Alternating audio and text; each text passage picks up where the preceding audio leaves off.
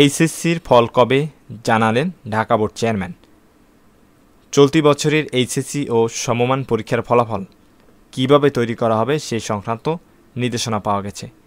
শিক্ষা মন্ত্রণালয়ের নির্দেশনা অনুযায়ী দ্রুত সময়ের মধ্যে ফল তৈরির কাজ শেষ করা হবে। এরপর অক্টোবরের মাঝামাঝি ফল প্রকাশ করা হবে। বুধবার 25 সেপ্টেম্বর একথা জানান আন্তঃশিক্ষা সমন্বয় বোর্ড সাব কমিটির সভাপতি ও ঢাকা মাধ্যমিক ও উচ্চ মাধ্যমিক শিক্ষা বোর্ডের চেয়ারম্যান অধ্যাপক তপন কুমার সরকার। কবে নাগাদ এইচএসসির ফল প্রকাশ করা হতে পারে এমন প্রশ্নের জবাবে অধ্যাপক তপন কুমার সরকার আরও বলেন, দিনক্ষণ এখনও চূড়ান্ত হয়নি, তবে শীঘ্রই একটি প্রস্তাব শিক্ষা মন্ত্রণালয়ে পাঠানো হবে। প্রস্তাবনা অনুযায়ী মন্ত্রণালয় যেদিন চূড়ান্ত করবেন সেদিনই ফল প্রকাশ করা হবে।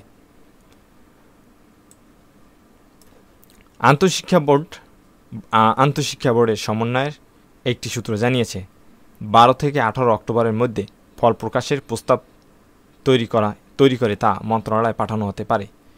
আন্তঃশিক্ষা সমন্বয় বোর্ডের সভায় এ সংক্রান্ত তারিখ নির্ধারণ করে তা মন্ত্রণালয়ে পাঠানো হবে।